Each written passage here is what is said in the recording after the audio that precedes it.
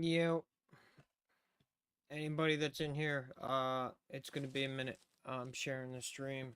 Um, we'll be going in like 5 minutes. If you guys wouldn't mind sharing the stream, getting some people in here, that would be fantastic. And I will put on some uh ambient music to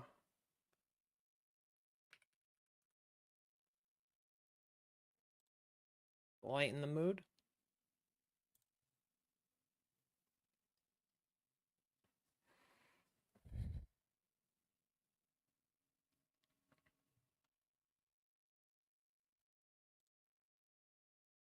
Da, da, da.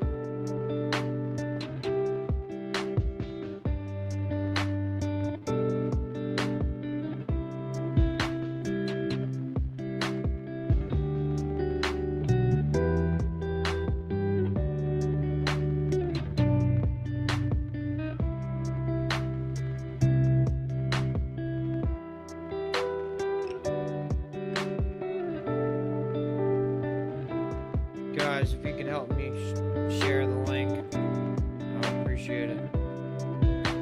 Try and get it out there to as many people as we can.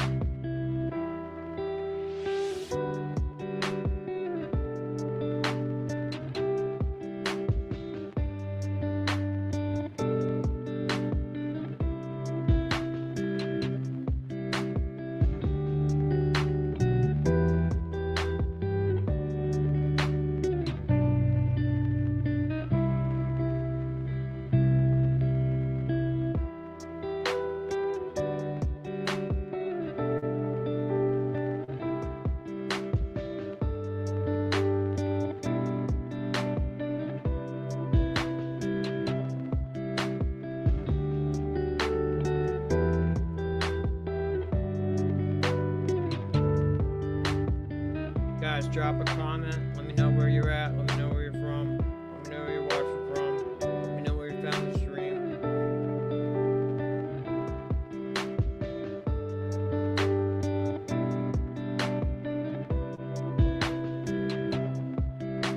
Share the stream. Let me get it out there.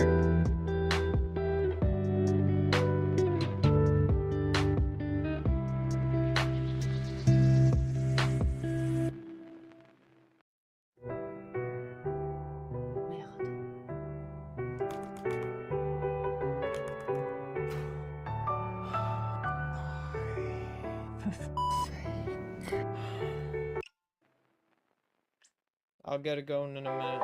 I'm just trying to get this stream out to as many Facebook groups as I can that I'm in.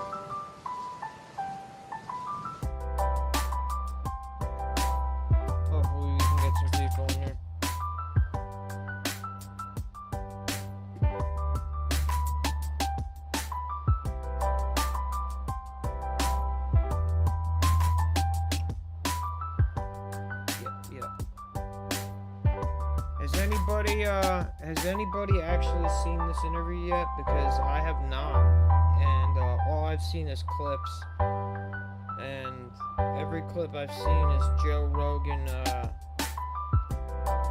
completely gaslighting Theo.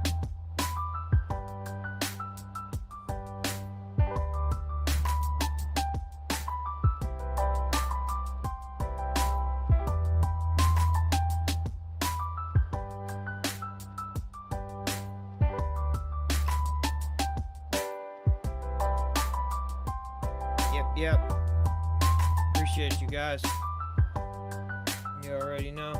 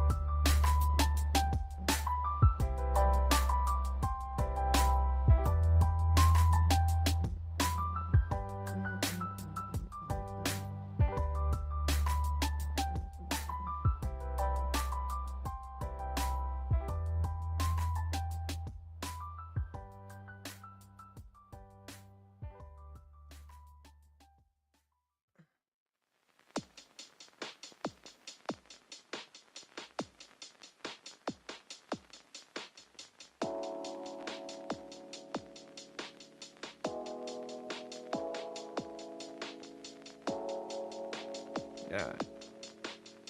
I'll get the stream going. Let's go.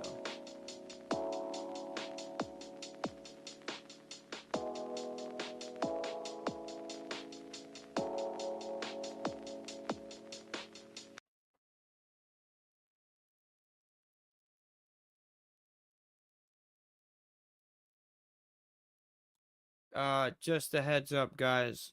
So I don't get a copyright strike. I am gonna have to break into this video a little more than usual and give some context and commentary. So that way I don't get whacked and get the stream nuked. So if it's annoying, I apologize.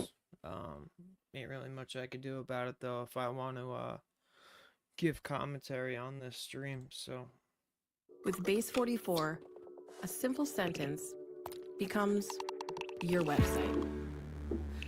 Page. Joe Rogan podcast, check it out. The Joe Rogan Experience. The Joe Train by day, Joe Rogan podcast by night, all day. People make me mad. Thank you. Who do you mean by those people? You know. You know. It's changed over the years. With the horns. I don't know. You know. You mean band members? Who are you talking about here? Stuff. Music. Music industry. Dude, yeah, we're just talking about, so we should tell people what we're talking about. If you hum a song, just like fuck around and like, you know, like the cocaine song, you know what I mean? If you play Eric Clapton, you know, if you do that, you'll get flagged on YouTube. They take money from you. what? How desperate is that? It's gross. Like, you can't even hum a song? You can't, like, what are you talking about? I don't even want to try it. In the future, you're not even going to be able to fall in love. They're going to charge you for it. And I'll get fucking How are they going to do that? They'll You won't be falling in love with the person anymore. People will be outdated. People come with problems. I ain't coming on no bot. No? Ever? What about in one? No, what will they do with it? What? Keep it. Yeah. Maybe that's what keeps them alive. Imagine that. Let me think about it You for just a got to fuck second. her every day to keep her alive. If you don't, she starts shriveling up on you. Oh. Like she's on Ozempic. Oh. So she's Latina, you're saying. That's what you're You got to saying. keep her plump. You got to keep her. You got to keep the juices flowing, huh? There'd be guys that would sign up for that. Okay, I think I could do that. But day 5,026 in a row, you'd be like, oh my God, I can't do this. Yeah. And she's dying. Why is she dying? She's electric, isn't she? She only gets powered by cum. Oh. Oh, it's sad. And 3 days with no cum, she shuts off, and that's it. And you can't bring her back. I'd shut her down quick. I'll tell you that, dude. She would be. You'd have to let your buddies fuck her just to like keep her alive. Oh, that's gonna be gross, Joe. It would be. And it would be sad and stuff like that. And you'd have some buddy like late at night, like, "Hey, bro, Who loves her? Yeah, he what, loves her. What's your wife doing?" Dude, like texting you at like Oh, no. 4 a.m. Bro, if you need Like, me to bro, keep her alive, yeah. he's over there stroking it while he's on the phone with you. Bro, plug your wife in for a little bit, bro. Let me chart. Yeah, let me come That's over terrible. We're getting close. Did you see those ones they have at the Consumer Electronics Show in Vegas? there. The dancing ones. It's an AI companion that's a robot. It's like a very pretty lady, and her mouth moves, and she talks, and it's not there yet, but it's in the neighborhood. You know, it's not at the right door, but it just entered the community. You know what I mean? You know, think so? You know, some communities have that awning, like, welcome to like Paradise Estates, and you go through and there's all the houses in the subsection. Yeah. It's in the door. Right. It's in the door. Like It's just welcome not to at your house yet. Hidden Oaks or whatever. Exactly. Or Hunter's Glen Exactly. or Racist Cove or whatever. The fuck Racist robot has code. made it through onto your street. It's Bro. just not at your house yet. And it will be in 5 to 10 years. My kids aren't fucking robots. They will. If you have kids, they're going to fuck robots. No, they won't, Joe. You won't be able to stop them. All their friends are going to be able to do it. It'd be rude. It'd be like keeping them off social media. Oh, that's crazy, dude. If you keep your kids off social media, they feel left out. They're like, come on, Dad, let me get Snapchat. Like, no, son. Yeah. I want you to concentrate. I'll tell you what. If society truly gets to the point of people having sex with robots, like legitimately, and like it's out in the open, and like this is just like a normal thing, like our society is fucking doomed, man. Like there's no coming back for it. I swear to God, I lose more and more hope for humanity every single day. Every day, I lose more hope. It's pathetic. Your homework and your football. Come on, Dad. Come on, Dad, let me get Snapchat. No, look, your dad wakes you up early. He's like, look, one of you little bastards left the freaking cum robot in the yard. Which one All of you? delirious, Yeah. covered in cum, all your friends fucked it. Ugh. That's sad. But You I know- do think that one day our smiles will be in a museum. That's where we're headed. It's like the feelings are starting to disappear, you know? Maybe that's what autism is. Like severe autism. Oh, I've thought about that a lot. That's why we're getting to some of the only way we could get to this place, if we get to this data-driven place where it's like, you know, alien-esque, things start to feel alien-esque here, is Yeah. because of autism leading. It's when autism mixes with what's it called? Our society is based on money, capitalism. When autism and capitalism converge, things got really weird. Right, and think about it, right? We don't know exactly what is causing autism. They have a lot. When autism and capitalism converge. I wonder if that has an official title. When autism and capitalism converge, what do you get? Let's ask ChatGPT.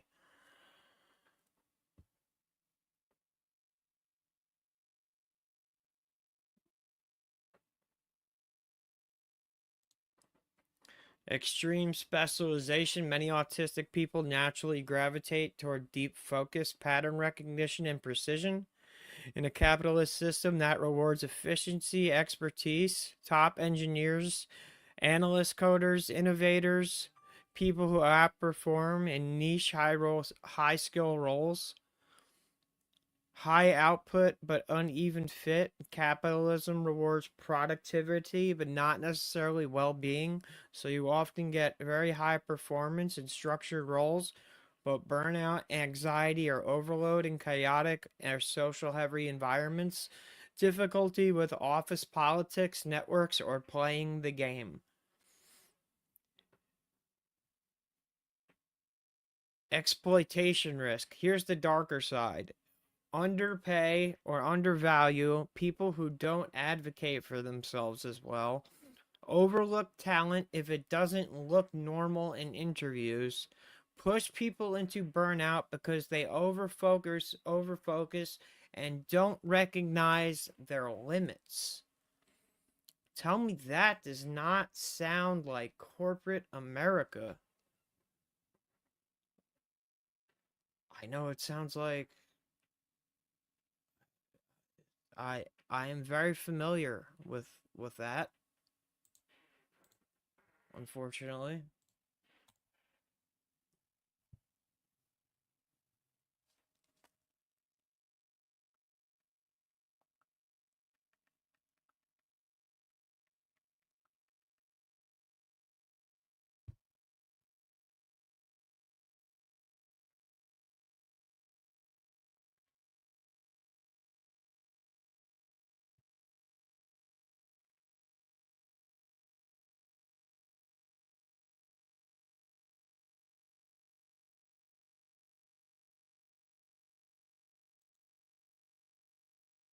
So, do you think Joe Rogan will bring up vaccines here, or do you think he's just going to ignore it? Because Joe Rogan is on a leash, in case nobody has noticed. That's why we're watching this podcast tonight, because Joe is constantly trying to put a leash on Theo and reel him back in from talking about topics that need to be talked about. And this used to be the place to talk about them. So, how times have changed. Such a disappointment to see that the king of conspiracy theories no longer believes in conspiracies. Did something. Human society. Well, if you think about where human society is going, wouldn't that be a way to turn us into something new, right? If we were going to merge with machines, what better way than to like eliminate empathy, eliminate emotions, make us like able to like stay at home and stare at a screen for hours at a time with no concern whatsoever, just the kind of social detachment along with the integration of all this crazy new technology. And the people, a lot of the people that are in the tech business at high levels are on the spectrum. Oh, dude. Yeah. They're on the fucking diving board of the spectrum. And they're the ones bringing in AI. Yeah. They're bringing in the next version of life. Kind of, I mean, almost like we're thinking it's like a mistake, but it might not be. It might be like a crucial part of the system when you get further and further integrated with technology and all the stuff that you need to make it and all the stuff that's involved in capitalism, including like lying about what medications kids needs and giving them this and giving them that, lying about what the pesticides do or the chemicals do or, you know, whatever it is. What is that ultimately doing? If it's leading people to be on the spectrum more and more often, what if one day it's not 1 in 12 in California? If it's 100%, everybody, you got a full spectrum society, and there's no regular people left. Yeah, you have to think about that. If it's 1 in 12 boys right now in California, and it used to be like 1 in 10,000, this is like an invasion, right? Like an invasion of like a way that people think that's entering into human civilization. Yeah, and I feel like it was. I agree. Right. So then it's like those and then if you don't have this like uprising, this emotional uprising out of people of like, you know, like this is wrong. Because I think like, you know, when you get real data based and like that kind of like tism-esque type of energy, I think you're not thinking about some of the like how it affects you as much, or maybe just you're able to like roll into that nest of like this is this new digital landscape and those people fit well in it. Does that make any sense? It does. It does fit well, and they do fit well in it. I know a lot of people that are on Spectrum that are very happy just being online all the time. Yeah. That's what they do. And dude, maybe that's what's supposed. Yeah, that's the scary part is like, what if that's what's supposed to happen? Right. And the rest of us are just like, because I'm like, I'm not gonna lie.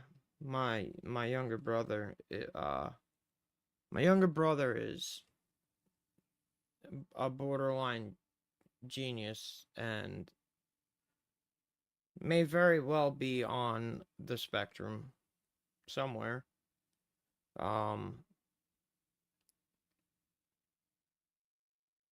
But the kid got straight A's from the time he was in kindergarten to when he graduated high school, got a full academic ride to USC, got straight A's through college, graduated in the top one of the top percentiles of his class. And he spent his entire youth sitting behind a computer screen playing video games. That's all he did. He didn't study. He didn't do schoolwork. Like, well, he did, because obviously he got straight A's, but like, it will, when I say he didn't do schoolwork, like, it wasn't a challenge for him. None of it was a challenge for him. Like, I'd never seen anything like it, honestly. And I have a feeling that being on the spectrum somewhere has something to do with it. Not to say it's beneficial to be on the spectrum, but in his case it was. I think a romanticist, I'm thinking like, oh yeah, a porch and a rocking chair, and then other people are like, yeah, we're coming in robots and shit like that, and ordering bagels through our fucking brain cells and shit. Like, it's just like we're thinking of autism as a flaw, but it might be a feature. But is it what nature wants, or is it something that we're creating that is heading us down a very dark path? I feel like it's not autism, but all of it in conjunction is the second one. It might be what the universe wants. Fuck. It might be how it goes. Like, there has to be... Did Joe Rogan really just say that the universe wants us autistic, or am I imagining it? Did he really just say that? He didn't really just say that, did he? You're creating that is heading us down a very dark path. I feel like it's not autism, but all of it in conjunction is the second one. It might be what the universe wants. Fuck. It might be how it goes. Like, there has to be some sort of a pathway from territorial primates to something new. Right? Does there? I think so. Yeah, because otherwise... So, the natural progression of that would be autism? The fuck am I watching? Who is this guy? Otherwise, we would still be single-celled organisms. Everything's moving in a general direction of more complexity. Okay. Right? That's fair. So if it's moving in a general direction of more complexity, and with all the technology that we're making, like, we're moving into some fucking weird place, right? Wouldn't it be better if you just, like, easily accepted that? And what better way than if you're one of those dudes that's on the spectrum that loves to chill at home and play video games, just stare at a screen, doesn't really need a lot of human contact. Yeah, one of those fucking data wiggers or whatever they call them, or, those fucking tech monkeys or whatever. Yeah, those guys are just all about it. They're all about it. They're wearing Apple Watches and they're fucking Apple everything Watch, is Whoop digital. Neck brace. Yep. They had to do with a fucking Whoop neck brace. It was like, it kept updating on his watch. It's like, your neck's still broken or whatever. He's got a Whoop cock ring. Yeah, bro, it's crazy. You're so fucking... you can fuck his robot. Bro, you blink twice and you're fucking... Yeah, it shoots GLP-1s into your nuts. It's just like, it's all too... But it's happened too fast, bro, and it's too much, and it starts to be like, is it being controlled? Dude, here's something that it's being controlled by a small amount of people, which is always scary. That's scary. It's always scary when a small amount of individuals have insane amounts of power and wealth. And that's what's going to happen with this AI thing, and that's what happened with tech. Like, look what happened with tech.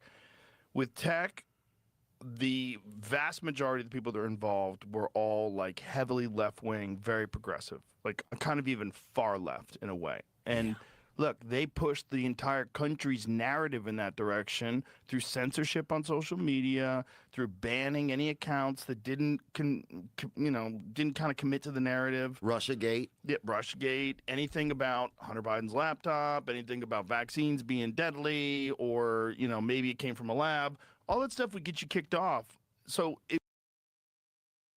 Are we not doing the same thing right now on the right? Are we not kicking people off of platforms and censoring free speech and shutting down anybody that criticizes the administration because it's inconvenient for their narrative?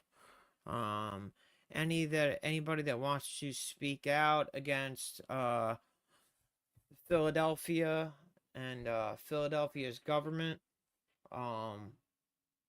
you're labeled an anti-septic, and yeah, I mean, we're doing the same thing that the left did. It's just different topics that we want to censor the speech around.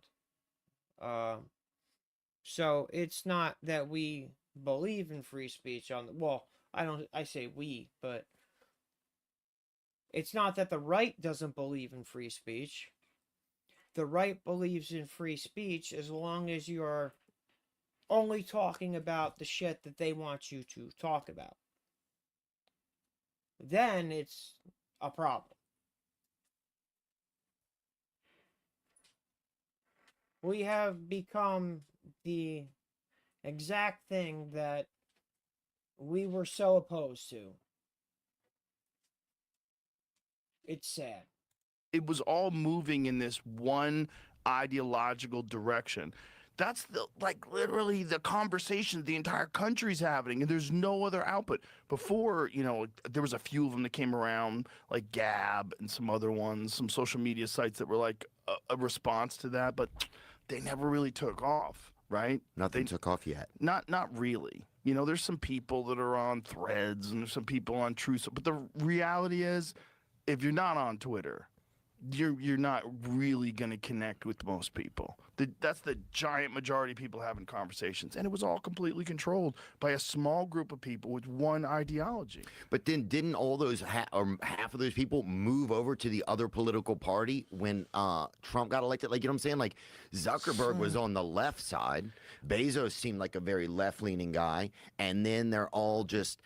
So that's what made me start to think, oh, none of these guys are really on a side. There's this other third side that a lot of us can't see that is just kind of commandeering or fabricating or like infiltrating both sides. If I could hum a song right now, I'd hum the Pink Floyd song Money. Yeah. You know what I'm saying? Yeah. Because that's what they were protecting, that cheddar. That cash, baby. Protecting that cash. Ooh. I mean, look how many people are fucking moving out of all these states that are trying to impose wealth taxes. They're trying to steal money from the people that are the most successful. I was reading something about Massachusetts and how much this lady was reporting about how much Massachusetts has lost from that because people leave the state. Their businesses leave the state. New York is having the same problem. Like Kathy Hochul lady, now she's asking people. I don't know how to say her name. I don't care. Yeah, get a better name. Who cares what her name is? Yeah, she's asking people to go to Palm Beach and tell people to come back to New York now because we're losing tax base. Like, come on.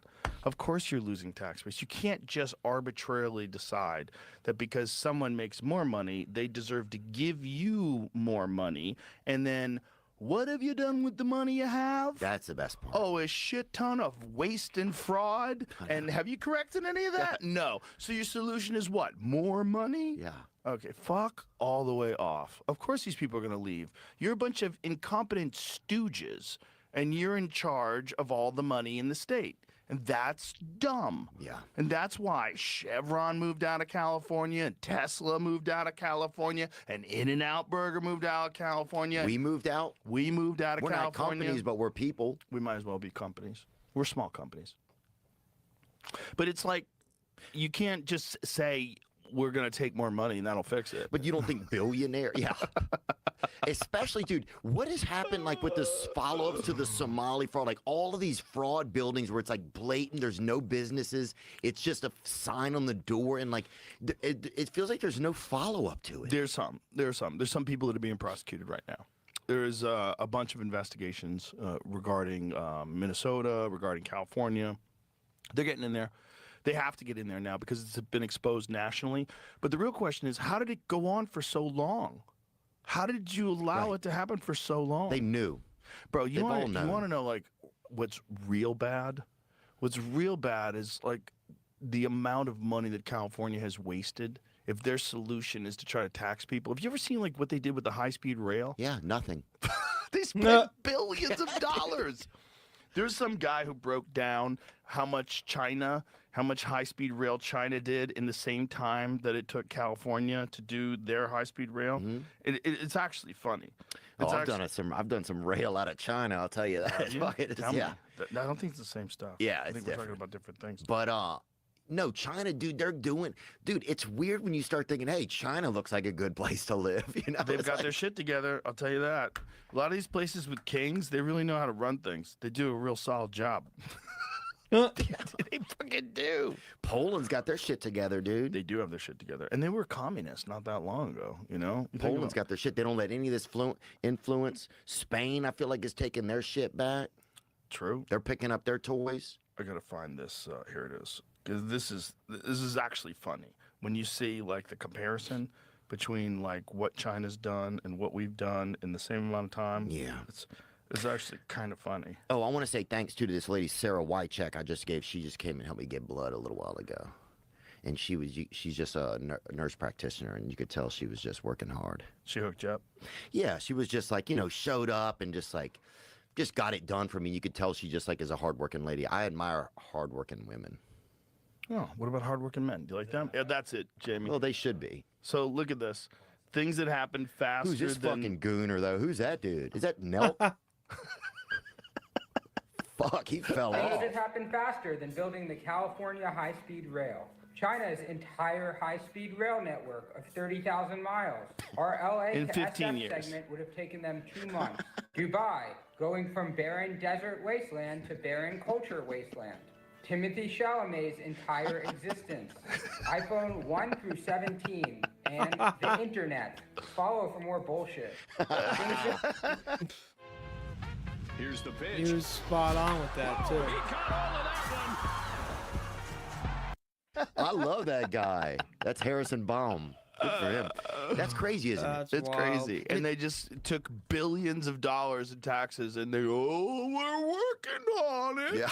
But everything is fraud. You're starting to realize it's all fraud. Well, if it's not fraud, it's waste and it's bureaucracy. So they keep the money coming in, so they keep people working, but the people don't do anything. And we can't even fucking keep the TSA workers. Dude, I fucking snuck a half handful of goldfish to a fucking TSA worker the other day, the edible ones, just to fucking keep them going, dude, out there. You gave them some goldfish? Yeah, they're not even getting paid. I know. They just started getting back pay. But still, recently. but the fact that that's like a... Crazy. Like that they're the least priority. Like, bro, flying is fucking super important, you dummies. Yeah. You want to keep the economy going, you got to let people fly around. Yeah. They got shit to do, man. You can't just fucking not pay the TSA people, you fucking idiots. How come you get paid? Yeah. How come you get paid? I'm just sick of this shit. And I'm sick of rich people not putting their fucking kids over in these wars and shit like that. Put your fucking honky-ass kids up there. Let them go shed some fucking blood. Especially if you're asking for it. Especially if you're out there fucking bullshitting, dude. Put your fucking honky little Lindsey fancy Graham, ass even though fucking he's kid up gay there, and will man. That never shit have makes me kids. mad, bro. Well, I think there's also a problem. The people that I've talked to that have served overseas and have been involved and deployed in military operations and seen a lot of shit, a lot of them are of the opinion that you shouldn't be able to make those decisions if you've never been to war. If you don't know what it is, you don't know what you're sending people to do. It doesn't mean you're not still going to be a tyrant, because there are some people, like clearly Netanyahu's been to war. You know, he was in the military. He was involved in some shit. Was he? And he was like a special forces operator in Israel. And clearly he doesn't mind going to war. But This episode is brought to you by Manscaped. Did you know that one man is diagnosed with testicular cancer every hour? That's In fact, terrible. it's the most common form of cancer among men ages 15 to 35. April is National Terror. Think about that for a second. One guy every hour is diagnosed with nut cancer. Maybe that's why we have a population decline, because everybody's getting cancer on their balls. I wonder if that is a coincidence. Maybe. I don't know. That's kind of crazy, though. A guy every hour is finding out that they have cancer on their nuts. I feel like I'm in like a waiting line at like a deli. And I got one of those tickets. Next number 74. And I'm gonna be. Oh, that's me. I better figure out why everybody's getting cancer on the nuts. That's war. Iran's a real enemy. You know, it's a different. Are they an enemy to America? Well, what they are is the largest country in terms of like state-sponsored terrorism. They're the largest sponsor of terrorism. But also, you got to think why. You know, and this is not excusing anybody for. All right, so now we're getting into it. First Joe Rogan talking point. That's on the official narrative. Iran is the largest state sponsor of terrorism. I'm not refuting that claim. I'm just saying. Official narrative. Joe Rogan. 1. Or Islamist ideology, because it's scary, because they want a global caliphate, right? They're radicals. But you got to go back to what happened in that country. And if you go back to what happened in that country, they tried to nationalize oil. Iran was like a westernized country. Girls were wearing miniskirts. Everybody's hot. You seen that video from the 70s of Iran? Yeah, bro. Everybody Tits are looked great. popping. So Just popping. what happened is slowly but surely, and quickly at first, because when they tried to nationalize oil, the CIA swooped in and they fucking got that guy out of office, and they allowed these Islamic, radicalists to start running the country. Well, that's when they kinda Hezbollah placed started, them. right? I don't know exactly when Hezbollah started, but the point is the country was doing fine before we monkeyed with it. And we monkeyed with it because they were not getting enough of the money from the oil. So it was the British Petroleum Company, I think. Put it into perplexity, the story of Iran, their government being overthrown. I think it was in the 1950s. So when you see like how it all played out and why it is what it is today, Jesus Christ, you'd be mad too. Yeah. And when you're mad and you're surrounded by bigger enemies that all have nuclear weapons, you don't even have nuclear weapons, wouldn't you be trying to make them? You know what I'm saying? Like, I'm not saying Iran should have nuclear weapons. I don't think anybody should have nuclear weapons. But Israel should. gets to have them. Allegedly. This is the problem. Allegedly. Let's Everything's allegedly. go! Allegedly. they Except have for the them. genocide. You know, they don't officially have them. Right. I don't think they admit they officially have them. And you know who is a big opponent of Israel getting nuclear weapons? JFK. JFK. Yeah. That's what a lot of people think led back into the left. Oh, yeah. Hold on a minute. Time out. Let's do some investigation real quick.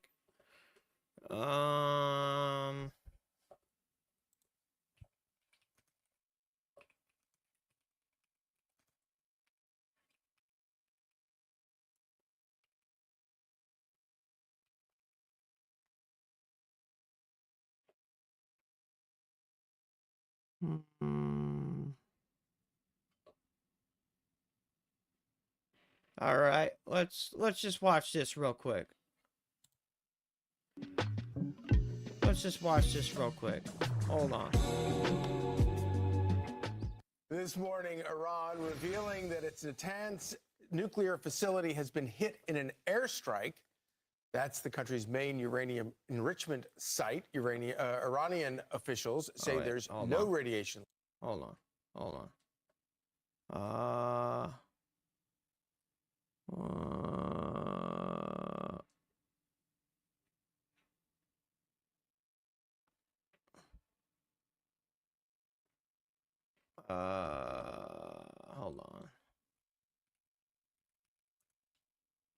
Where is it? Because they said it on Fox News.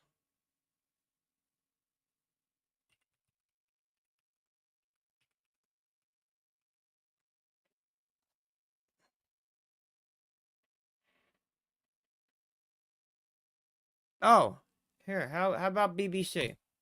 As the conflict enters its fourth week, attacks have continued around the region, including in Iran and Israel.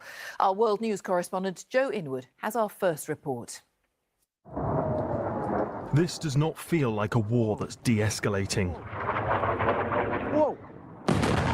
This afternoon, the Israeli town believed to host their nuclear arsenal was hit by an Iranian ballistic missile. Retaliation, Tehran said, for a strike on one of their nuclear facilities. It was not the only attack that expanded the scope of this war. Iran fired 2 ballistic missiles at the UK-US base on Diego Garcia, around 2,400 miles from the Iranian coast. That was a lie. Iran never shot those missiles. You notice how we never heard another story about Iran shooting missiles that far since that day, right? Because that story was bullshit. It was a story fed to us by the Philadelphia propaganda machine, and it never happened again. How weird is that? Although neither hit their target, it is far further than their missiles were thought to be able to reach.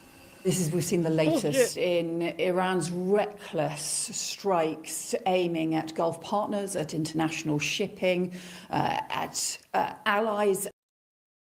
All right, let's go back to the Rogan interview.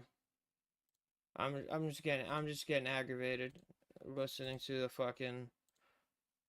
the lies on the fucking TV.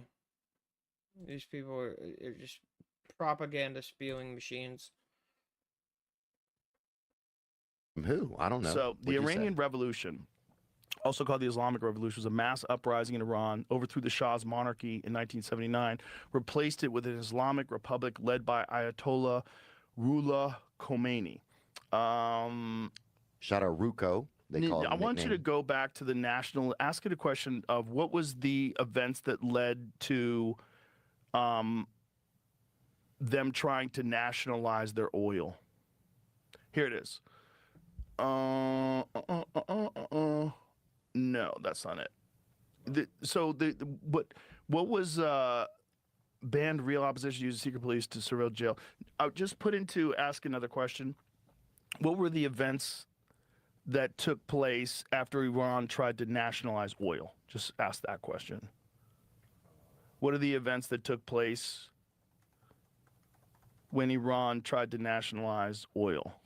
Bruh, fuck oil. I'd rather walk if this is the shit that's going to come out of all of it. You feel me? The problem is it's not just oil for your That's car. right, Theo. It's everything you use. That's right. Plastic is, they use petroleum-based chemicals are responsible for medicine. But it's also getting in our nuts now, and people can't even fucking read anymore because of it. So it's like, what is all that stuff helping us anymore? Yeah, here it is. So Iran's attempt to nationalize its oil in the 1950s unfolded as a chain of political, economic, and international confrontations centered on Prime Minister Mohammad Mossadegh.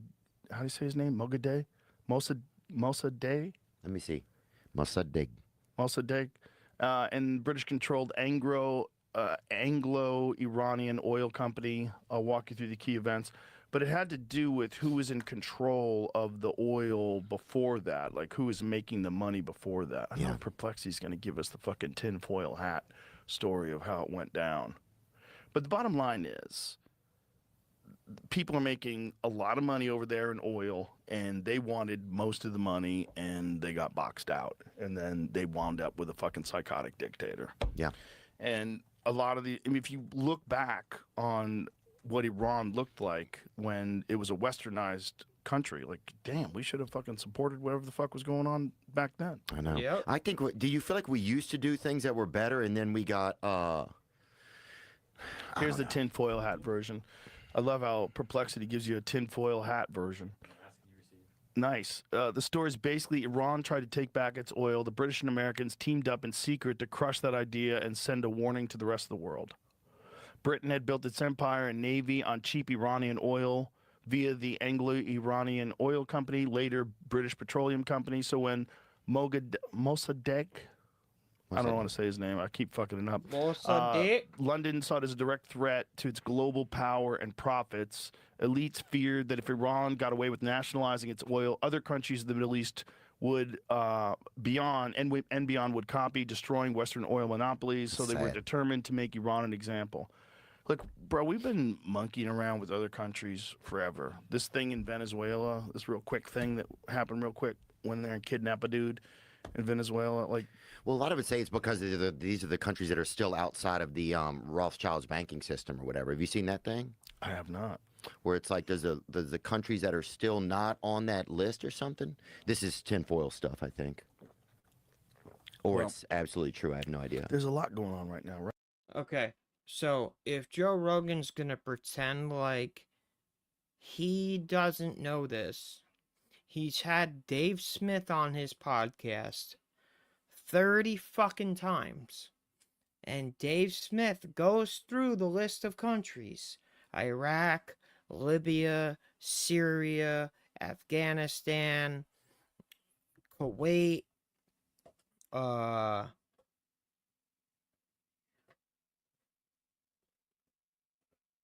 Iran, Sudan, Venezuela. Well, Venezuela wasn't on, but we go through that list of countries, right? And Dave Smith has brought this fact up numerous times on Joe's podcast that they are not part of the global banking system. And Joe's going to pretend like he knows nothing about it and completely brushes it off. So, that is total bullshit. So, let's go with that is Joe Rogan lie number 1. Right? Like I'm feared, dude. I'm scared, I'll be honest with you. Yeah, you should be. I'm scared. Well, it's a scary time because this is a real people are hot scared. war. People come up and people tell me about it. So I was in an Uber yesterday, and there's a man in there. He was driving, and he's like, "We need a revolution," you know? Oh boy. He's like, "You have a voice." He's telling me stuff like that, and I was like, no, "Dude, don't take Ubers anymore. You stop taking Ubers. Rent a car, motherfucker." I'm not renting a car. Why would you rent a car? You don't rent cars, bro. You think I'm gonna go be at the renting a car is insane. You have to check under, see if there's any dents in it, if there's any and then you have to do all this stuff. Renting a car is a nightmare, dude. I will tell you this story. That one time we did rent a car, and we got a dent on it, like a pretty good dent, and we caught a pigeon and had it shit over the dent to fill it in whenever we turned it in. No, you didn't. This is not a true story. Yeah, we did. You caught a pigeon? Yeah, you think it's hard to catch a pigeon? I do. Bro, bring up a pigeon getting caught. Mike Tyson had a lot of them. Bro, yeah, but he raised them. Well, yeah, but dude, he had fucking autism in his hands after a couple years. You don't think you think it's hard to catch a pigeon, the dumbest bird ever, dude? And you just put the shit over the dent? Yeah, you hang it over your hell of a shit. How big was this dent we're talking about? Dude, these fucking pigeons shit all day, Joe. So you just hold them there until they're done? Yeah, what are you, some kind of shit cop or whatever? Yeah, we fucking put him over the dent, bro. That's why God wants you to help him. That's my insurance. Oh, okay, this one's all fucked up, though. That's not fair. That's because he has American health care. It's United Healthcare. To be honest, sometimes I actually have no idea what's going on until I open Monday.com. And boom, Everything's there. Statuses, timelines, budgets, all in That's one right, clear dashboard. Theo. And if I want to send something up the Dude, well, here's what I want to know. Like, I guess, yeah, like, yeah, I don't know, man. Everybody just feels scared, and it makes Well, things they scary. should, because a lot of things are getting exposed right now. You know, there's a lot of fraud, and you're seeing it at the highest levels of government. And people are also scared because no one's getting in trouble for things. Like, no one's getting in trouble for the Epstein files. No one's getting in trouble for... Yeah, that's almost disappeared, kind of. Well, that's part of what happens when there's some sort of a big social thing. One thing that's in the past that leaders have used to cover up problems at home is a fucking war. I'm not saying that that's why they bombed Iran, but that would be a way to do it. If you're that psychotic, you know, and if you were thinking about doing it anyway, you might be able to justify it. People have always done that also to stay in power. Oh, yeah. And even Bill Clinton said that about Netanyahu. Bill Clinton said Netanyahu wants war so he could stay in power. For sure, dude. People call him the yarmulke Hitler. That's what Who they are call these him. people? Everybody does. Which people? Countless. People? Huh? What are you saying? What do you mean, people? You talking about What are you talking about, black Donald? folks? What no. are you saying? I don't know Oh, what you're saying. I don't know what you're saying. I don't know what you're saying. Okay. Let's not draw conclusions. Okay, yeah. Okay. It's amazing to me how Joe tries to steer this away from exactly what you guys know what I'm referring to. Okay. He seems like a great guy. No, really. Well, it's just a scary time. It's a scary time because people are willing to blow people up with fucking drones and missiles, and they're shooting into apartment buildings and blowing up schools, and it's like, fuck, man. And we didn't hear. I think that we've been poisoned. I do think that we've been poisoned. How so? Because I think that, like, we find out that a lot of our food is poisonous, right? A lot of our food is not good for us. Sorry, not good for us. Yeah. So we have we have food that is made to be not good for us, and then we have a healthcare system that'll just kind of take care of you, right? Barely. So then you start to create this other, like, you're going to need your autism gang that are up there running shit, but then you're going to need this sort of like mollusky sort of like the worker bees, and that's what the rest of us start to become is worker bees, because you know you're on antidepressants killed like the vibe and the energy of so many people, right? Like the opioid epidemic, like you broke apart so many families and ruined hope in so many like kids and parents and homes, and like the COVID where you shut down recovery rooms and places where people were meeting, and so they were so disconnected, and then it's like you start to wonder why there's no uprisings, because there's nothing rising up inside of you anymore, because a lot of your vitriol has been killed. People are jerking off into fucking robots, and even just on car batteries and shit in some of those videos online. But car batteries? People will come on everything. What happens when you hit the two posts? I don't know, dude. Does your jizz explode? Probably got to be grounded, I would have to guess. Yeah, right. That's a real fucking You don't want that jolt coming back to the tip. You imagine if it was like one solid stream and the electricity jumped, made it back to the tip. But dude, that could happen too with that robot if you're trying to hump that road, right? And that thing shorts out. Phones short out. You remember those old phones that would blow up in people's cars, like the Note? It was one of the Note series. Like people's cars would catch on fire if you left it plugged in. Yeah. Yeah. What if that happens to your dick? And people would always. You know what I'm saying?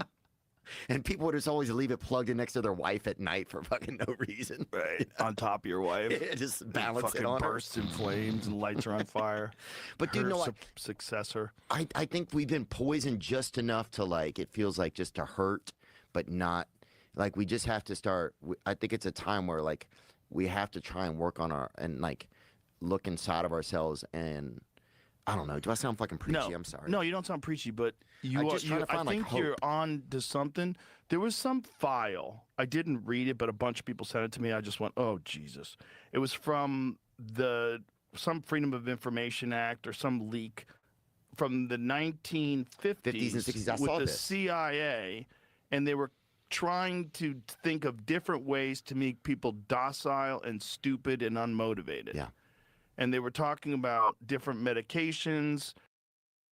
SSRIs. The invention of television, network TV, computers, the internet, anything that allows somebody to feel like they capture the experience of a relationship, not in like regular terms, but a connection to somebody through a screen rather than actually in the real world. You know, it's why people have forgotten how to have real conversations face to face, because everybody's more comfortable sending a text message than having a conversation, because it's easy to do because you're behind a screen. It's why there's keyboard gangsters and keyboard warriors that talk real tough behind a keyboard that in real life they would never say the things that they're saying online. It gives people a false sense of strength, pride, ego. So, of course, it's going to make people docile because they have that ability to take care of that human nature in their own home. Putting stuff in food, all these different strategies to keep people stupid. Yeah. And like, this is our own government. Us. United States of America. Well, that's another thing. Is that not treasonous? I agree. So why? Yeah, it just feels like there's no recourse. And I know, like, you start to think, well, this is how a lot of people have lived their entire centuries in different countries and stuff like that. Like, they live under this type of oppression and like fear all the time.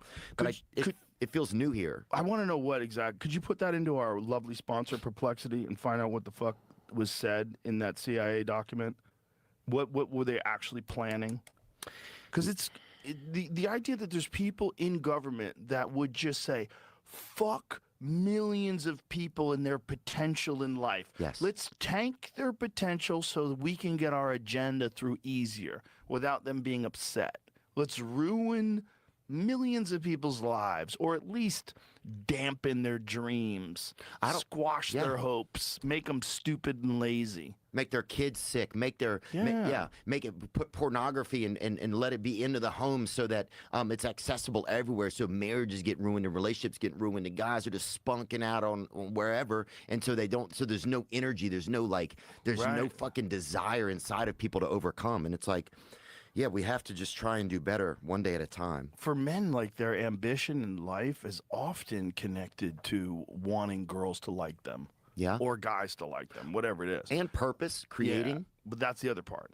Purpose and creating is like the ultimate. That's like the ultimate is, it's almost like you're doing a service. Like, whatever you're doing, if you're doing it your best, your real reward is that people enjoy it. Mm-hmm. Yeah, 100%. People feel like they have no purpose in life. Why? Because everybody's lives are spent slaving away to try to keep their heads above water at this point. So if your only purpose in life is to wake up and go to work and pay bills and struggle just to keep a roof over your head, forget about if you have kids, a family, loved ones that are sick, that have medical bills. Forget, like, you know what I mean? Like, of course, like, this is an issue. this is an issue. No, yeah, people are not going to feel like they have purpose when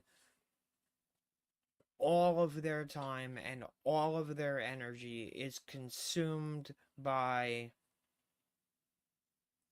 having to be a slave to the economic system that we have. Yeah, that's a big problem. And it's something that needs to change. In the 60s and 70s, you could raise a family on the income of just a father, and the mother could stay at home with the kids and raise the kids, and everything was affordable. There was purpose then. The American dream was alive then. You could have the American dream. I think the American dream for the majority of people feels like it's so far out of reach that it's never going to happen. And that was a lot of people's purpose in this country, was fulfilling the American dream. And I don't even know what that would be defined as today. I don't know if anybody knows what it would be defined as today. What's the American dream? Being able to pay your fucking bills? And having some money left over in the bank? Like, is that's what we got left? That's pretty fucking depressing.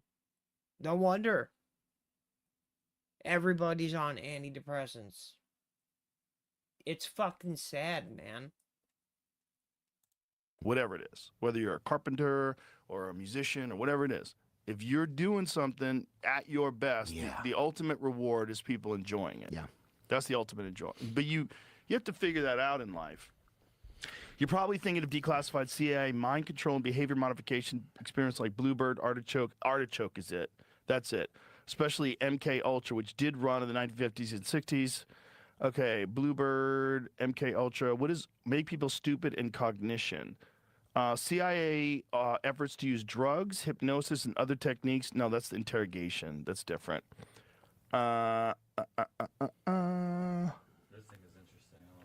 Perfect concussion effort, often referenced alongside MK Ultra, explicitly explored using suboral blasts to erase memory. Whoa. Erasing or degrading memory is practically a way of disabling a person cognitively, even if that is not described as making them stupid in official language. Well, yeah, we're just, it feels like we're just stuck in an experiment. I feel like this is not it. This isn't it. No, this was, so why don't you run a search for recently disclosed CIA files to make people, I mean. I had Docile in first and it didn't give me anything better. I tried looking on Twitter. Well, okay, put in using vaccines to make people stupid. Or suggesting vaccines make people stupid. I hesitate now. Why? Because it's taking me to somewhere talking about this on Facebook. Perfect. I love Facebook. But the conspiracy theorists are looking pretty sane right now. Okay, this is EV Magazine. Okay. What's going on here?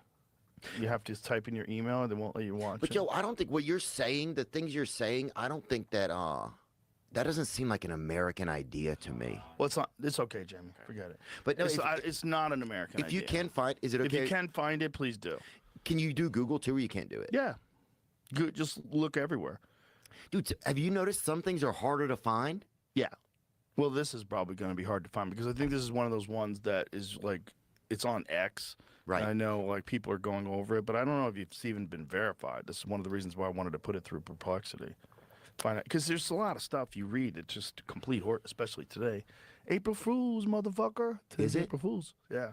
Don't get tricked. Fuck. Stay off the news. I just gave some random lady my blood in the parking lot. Oh, no. She's going to use that for a ritual. Good. Clone you, son. You're going to have little baby Theos like those little videos that pop up of us. Yeah, huh? Dude, my favorite part of the video is at the end when you just kind of bounce out of your chair. We're laughing so hard. Is this it? This is it. Okay, what does it Is there say? a video of someone's talking about Project Artichoke? What is project? What does it say essentially? Listen to the video. That's Kim Iverson. She's pretty good. White Iverson. Artichoke. So this says, look, we've got this grand idea of how we're basically going to drug people and do all kinds of weird experiments on them to see if we could control their minds. These documents don't show that anything was actually done. It just shows that we've got these really crazy ideas, and they're extremely unethical, inhumane, terrible, terrible ideas. The 1977 leak of documents say, oh yeah, well actually the government did it. They did all of those terrible things they said they were doing in that previous memo. They did it. And now here's some of the archives that we have from when they did all of those terrible things. So, okay, these documents, Special Research for Artichoke, dated April 21st of 1952. The memo proposes developing long-term covert drugs that could be slipped into daily life. Drugs that were, quote, administered over a considerable period of time, possibly being placed in food or water that caused either agitation or depression. These quote, should include chemicals or drugs that can be effectively concealed in common items such as food, water, Coca-Cola, beer, liquor, cigarettes, etc., and should also be capable of use in standard medical treatments such as vaccinations and shots. We can do all this other experimentation, which nobody will know about. It's sneaky. Sneak it into their Coca-Cola, sneak it into their beer, their cigarettes, their vaccines, their medications. Let's sneak it all in. Yeah. Oh, those wild conspiracy theorists, they strike again. They have no morals. They have no ethics. They have no humanity. These documents, I mean, these people are inhumane. They're sick. They're twisted. This is terrible. Every day, you're chasing something. And in April, you're chasing the tax deadline. Way to go, Kim Iverson. She killed it. She used to be on, which show was she on? Not Breaking Points. What was the show that they did before Breaking Points? Kim Iverson? It wasn't 227, was it? She got booted off because Fauci was coming on, and she wanted to question Fauci about the COVID vaccines. And they kicked her off the show, and she went independent. Good for her. Which is how it always goes. Yep. Yeah, you can't talk too much shit, even though it's pretty obvious that guy's a criminal. Pretty fucking obvious that guy's a liar, lied in front of Congress, was responsible for gain-of-function research that led to who knows how many fucking people dying of a man-made disease, whatever. Just don't question. You can't work here anymore. You're not playing ball. Yeah. You're not playing along. Like, look, but now she can do stuff like this. Good for her. That's nuts that your tax dollars pay for that. Them figuring out how to make people stupid. How do I make Theo stupid? Let me slip something into his Coca-Cola. Let's figure out if it works. Let's experiment on random people and see what kind of results we get. Then here's my question. Then, well, did you know whenever they introduced antidepressants, that changed like Maddie, the what's up, buddy? cognitive therapy side of things, Matt, like in like the therapist office, stream. it totally revolutionized, comment, like industrialized actual comment. therapy, Share it. and it ruined Help me it ruined a lot help of me get it people. I out there. think. Like one of my goals is to get off of antidepressants completely, man. I want to feel how I'm supposed to feel, so I can have thoughts and actions that like make me feel connected to the world. That shit makes you feel dead, man. So why did you take them in the first place? Because I was in a bad relationship 20 years ago, and I was having a tough day at school, and they gave them to me, and then I never got off. Really? Because when you get off, I think we talked about this once. It's hard. Yeah, it makes you more depressed, more fucked up, and you're all imbalanced, and you probably are addicted to them. Yeah. And so that's one of my goals is, and I noticed like, for me, I've been taking like methyl blue. I've been doing some things like, and I'm working with a doctor to help me, but I'm going to get there. And I'm just going to start to take the power back of myself more. They say that exercise is like many times greater in its effect at alleviating depression. Dude, I wake up and I do my yoga, and I do like a 35-minute workout. I'll do like 6 exercises, 5 runs of it in a row. That's 30 exercises. Burn through them bitches. And if I do that when I get up in the morning, bro, I am good. Yeah. I'm fine all day. And I'm also I'm more positive because I've already taken care of myself in a way that I feel is sufficient enough for me to keep operating and moving forward. But yeah, I want to get away from that's the medicine, man, which is really crazy. That's the medicine. It's just hard for people to take because it requires effort. And it requires discipline. You have to do it when you don't want to do it. And there's a lot of times where you're not going to want to do it. A lot of times you're feeling kind of fucking tired.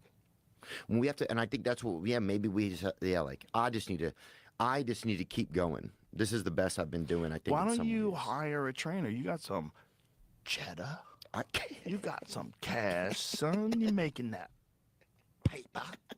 Why don't you hire a trainer? I do. I hire a dude that's cool that'll come over your fucking house dude every touching day. my body a little He doesn't bit. have to touch your body. Joe, some of them do. Well, you got to get new ones. They're doing something wrong. But some of you them. got to say no. I am saying no. Repeat after me. No. No. Don't touch my butt when I'm in a deep squat. It doesn't help. I don't like that. I'm gonna take your asshole. That's gonna make you want to explode to the top. Ready, go. He's knuckle deep in your bunghole, trying to convince you that it's so you can get more reps. Yeah. He's fucking. That's gotta happen. Like a fucking big jack gay trainer. Like preys on guys that are kind of weak with small hips. He's like, I bet you can't do this with my cock in your butt. And you're like, that's a crazy. Who cares? Why are you suggesting this? Yeah. But the crazy part is, dude, I had a trainer one time. If you were doing like a dumbbell press, he would kind of squat you from the. He would help you from the elbows, kind of. Okay, that's fine. But when I noticed this one time, he rubbed his dick around your butt. No. Did he? He's right behind you. No, he didn't. I don't You know. did. You're blocking it out. Maybe that's why you need therapy. I don't know, bro. Dude, I know all the dicks I've ever seen in my life, dude. All of them? Yeah. How many have you seen? Jesus Christ. Honestly, Not that many. live and in Jamie person, could count them on one hand. probably. Jamie's only seen a handful of dicks, and 2 of them are Ari's. 2 of them are Oh, ours. he's pissed in fucking kombucha bottles in this room so many times. Oh. He is such an animal. He is kombucha. He has kombucha in him, I feel Yeah, it's all dude. kombucha. He doesn't have piss anymore. It's fermented No, already. but this guy would touch my elbow and he would kind of like he would do a slight like massage on him, and that's when it kind of cooked me up. You got a vape in here by chance, Joe? Or no? No. We got this. You want a cigar? We got smelling salts. You want a cigar? No, they make me sick. They do? Yeah, it How makes me feel so? sad. Sad. Yeah. No, I gave up on those. Nicotine vapes are very addictive. Yeah, Boy, I know. I'd give it. they make you grab for them. You want to take a hit off of them. Yeah. You know, even if you, I decided at one point in time, I'm not taking these anymore. I'm stopping with these. Oh, I things. remember, dude. Remember you and I were using one time. We kept using that thing, and yeah. Oh, dude. There's something in them. It's not just the nicotine. I'll tell you a story. Because like these things, like Alps, I have no problem not taking these. I went on a trip, like a 10-day trip. I didn't bring any nicotine pouches. I didn't miss it at all. I was fine. Well, I'll say this. But not those vapes, dude. Those vapes call you. Yeah, some of that shit's a lot, bro.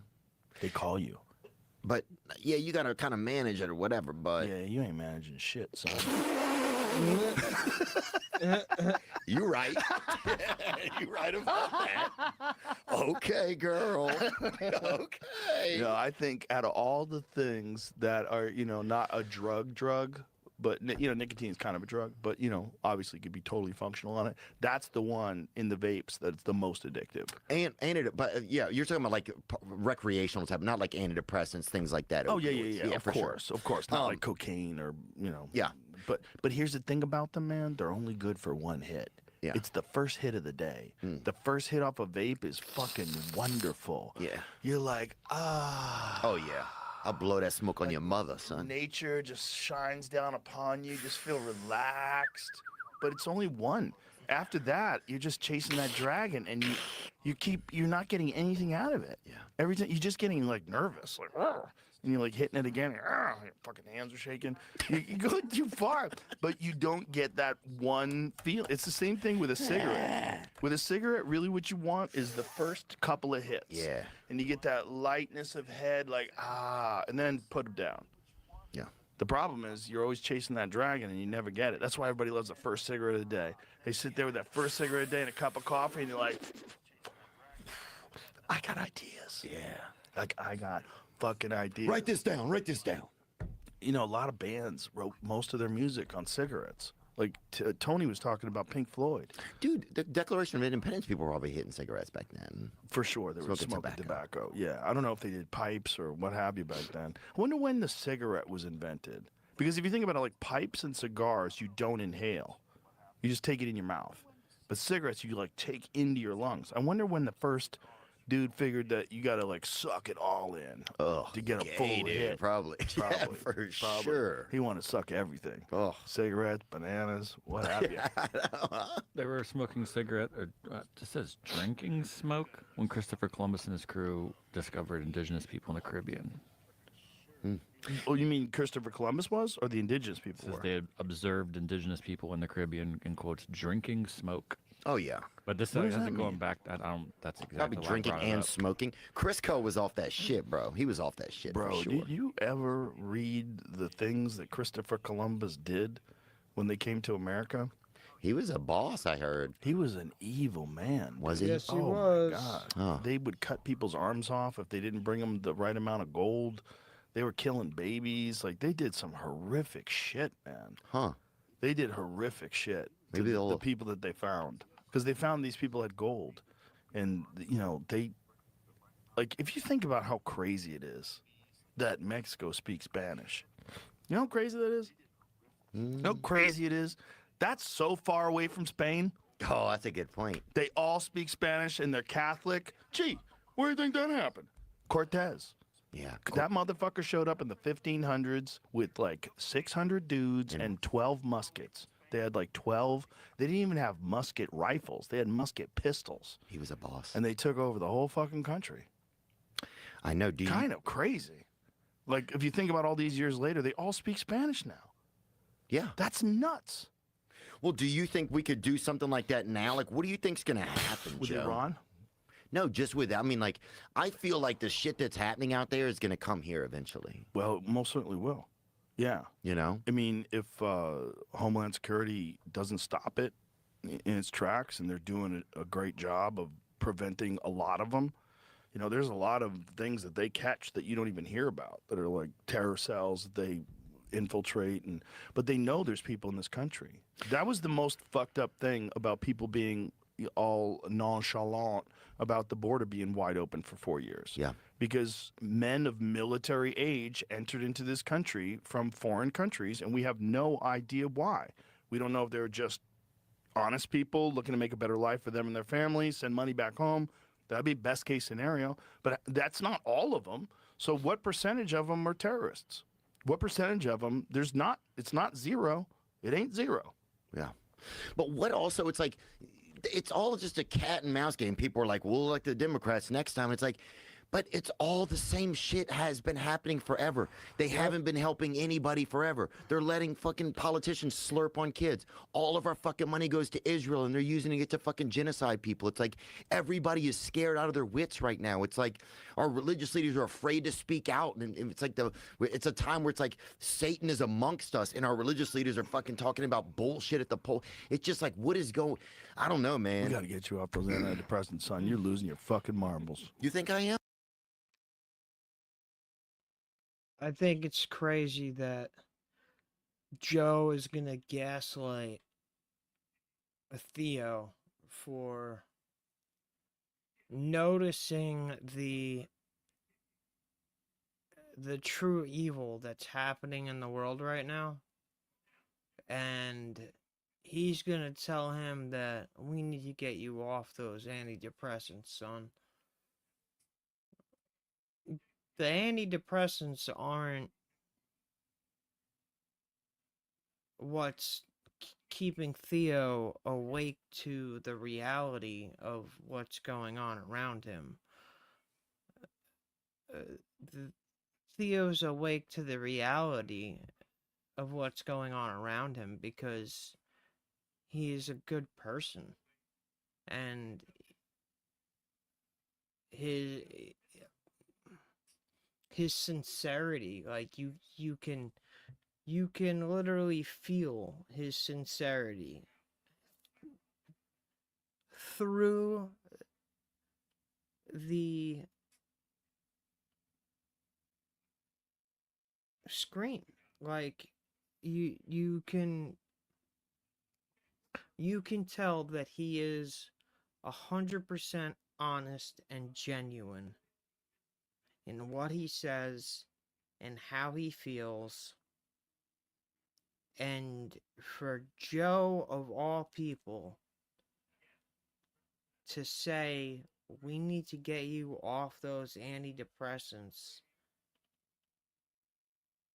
Like, that is a fucking low blow. Coming from somebody that you consider a lifelong friend.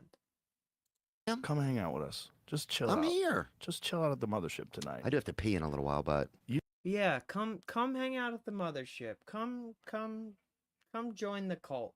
Come join the club. Come join the club, Theo.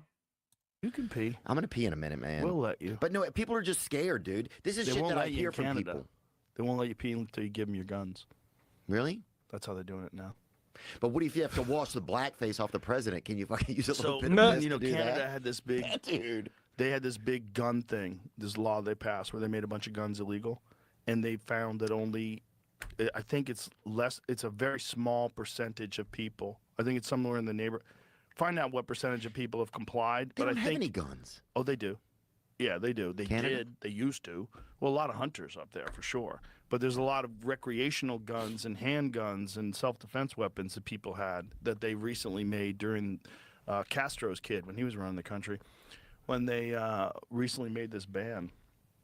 I got to meet Castro one time. So Did I here tell you it that? is. No, I want to hear that, but one second. But data provided by Public Safety Canada shows that of March 27, 32,406 people signed up to participate in the program. They declared a total of 57,440 firearms, roughly 42% of what was projected. But they were talking about, oh, you know who has it on his page is Coleon Noir. He has it here. I'll send it to you because We got to do this in Memphis, dude. It's kind of crazy. Yeah, you can't let them take away your weapons. No. Because how will you fight? How will you fight? That's a very good question. Yeah, I saw Coleon's video. Here it is. Yeah, this is it. Here, play this. Type shit right here. Numerous response? Cool. We're sending police to your house. The declaration period for firearms owners is scheduled to end next week. So far, only 2.5% of the estimated 2 million affected firearms have been declared. 2%. And 98% of firearms owners haven't made a declaration. Canada banned 2,500 types of firearms, gave gun owners until March 31st, essentially today, to declare them. 1 week before the deadline, 2.5% compliance. 2.5. That's not a slow rollout. That's a full-on rejection. So if they're not declaring by next week, what's your plan, Minister? The plan we have is as of March the 31st, the time to complete the enrollment will be done, and then the RCMP and other agencies will be available throughout the spring and the summer to do the collection. The collection? Do the collection. Like he's speaking about dry cleaning, not firearms, not property that belonged to law-abiding citizens before the government decided it didn't anymore. So, Minister, you're saying that RCMP members, we just heard an Auditor General report saying we're short 3,400 members. We're dealing with a wave of violent crime across this country. And you're saying that your plan is over the spring and the summer to deploy RCMP officers to go door to door to firearms owners and seize their firearms? So this is a voluntary program, Mr. Lloyd, as you're aware. And the RCMP resources and the resources we will use with law That enforcement sounds like it'll go over does real not well. contemplate in any way using existing resources. These are additional resources. So these are those who are off duty, those who may be retired. Go back I to- can ask them Yeah, to do that. They're gonna take retired people to go door to door. We're going It's to be like their new sending ICE. There's police officers door to door because, frankly, many police forces across the country are refusing to participate in your program. And here's the part that should make your Good jaw for hit them. the floor. The Minister of Public Safety, the guy running this entire program, was secretly recorded saying the gun grab isn't worth the money. The Minister of Public Safety accidentally told the truth, and he was recorded doing it. He said that the gun grab is not worth the money. He doubts local police will have the resources to enforce the Liberals' mandatory gun buyback program and says the reason the Prime Minister is sticking with the policy is to appease voters in Quebec. He privately admitted the police can't even Look at his enforce face. it. He said they're doing The it face that they to win picked votes. in the The guy? screenshot. Look at his This face was never behind him. about They picked the safety. worst Go face. back to his name. Go back to his name. If you can, it was Ananadistigity. Whatever his name Well, is. here's what I'm saying. I want him to go door to door. Yeah. You go door to door. You go door to bitch. door and do this You go shit. door to door, bitch. But dude, you this want to do that?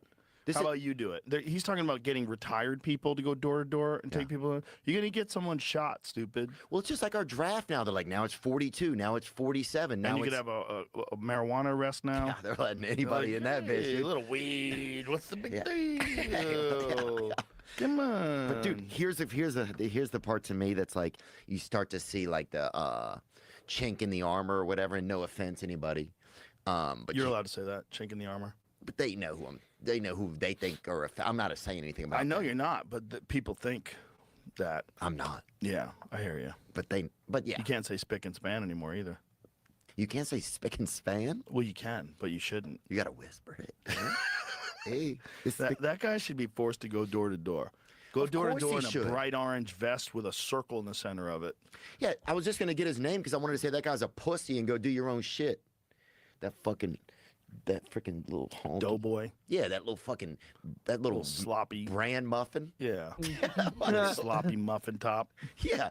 That's his name right there. Gary. And I'm going to disagree. That's what I said.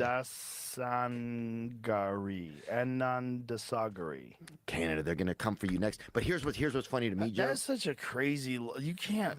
You're not even grandfathering people in. Mandatory gun confiscations. They just want people vulnerable. Of course, that's what we're saying, man. Yeah. Joe, that's what we're saying. They want us all vulnerable. Yeah, they do. They would much rather that because look, what's the difference? What's the difference between America and everywhere else? One of the big differences, we're fucking heavily armed. Right. That's why it's a real problem to try to take over America. And it's in our Declaration of Independence. It's in the Bill of Rights. It's like that the right to an armed militia. The right to keep and bear arms and to have an armed militia. Like and people are like, what is that for? Well, that's to keep you from being taken over by tyrants who have guns. Yeah. Well, here's one thing that's interesting to me is like RFK was on not long ago and he was saying that 75%, and I could be off by a few percent, of young men aren't eligible for military service. Yeah. I'm not gonna lie, I haven't followed anything about the Trump ultimatum today. Because it just seems like it's the same shit day after day. He'll announce something on Monday to manipulate the markets, announce something on Friday to manipulate the markets. Nothing that he says ever comes to fruition. Everything that he has said has been complete bullshit. I mean, I'll cover it if you guys want me to cover it, I'll cover it. We'll talk about it. But like, I feel like we're just talking about the fucking same thing every day, and nothing's changing because the war, we're at a standstill. Like, what's his ultimatum now? What do they have, another 48 hours? Like, have we extended the deadline again for the 10th time for them to open the straits? Like, it doesn't seem like Iran is going to open the fucking straits. So, like, what's he going to do? Are we going to nuke him? Like, if we're going to nuke him, just fucking nuke him already and get it over with.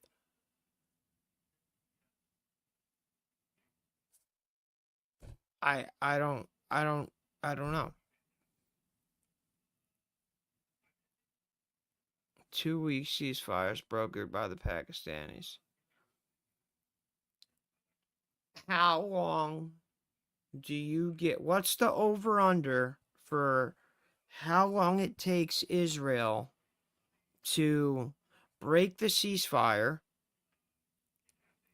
or say the ceasefire was broken by Iran. How long do you give it?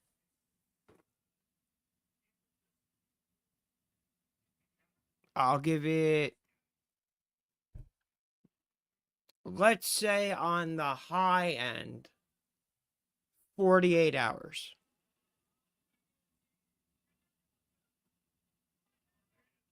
Exactly. Because they do it every time.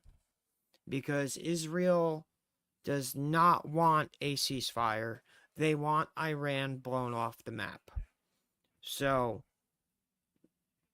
the next thing you know, Israel is going to be attacking the Pakistani negotiators that brokered the deal. And Pakistan will be involved in the war now. That's what'll end up happening. So, what else? Like, what else is there to say about it? You know, we can call this shit from now. Like, the ceasefire is not going to last. Israel is going to say that either Iran broke the ceasefire or Israel is blatantly going to break the ceasefire. The Pakistanis that negotiated the ceasefire, the negotiator will probably get killed. I mean, it's a fucking dog and pony show at this point until we nuke them. Like, that's where I'm at with the whole fucking thing.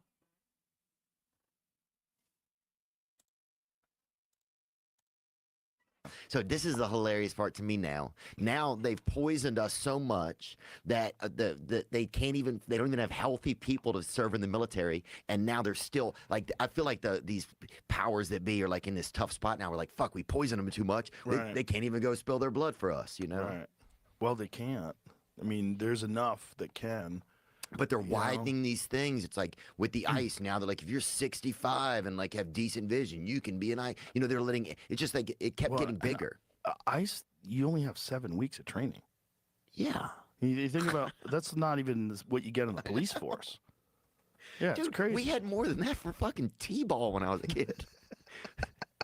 And Mr. Rick, dude, remember when you had T-ball and your coach was just some dude who had a name? It was like, that's our coach, Rick. Just imagine this. Imagine if you had 7 weeks of training and you had to go into a jiu-jitsu tournament. I know. You would get fucking smoked.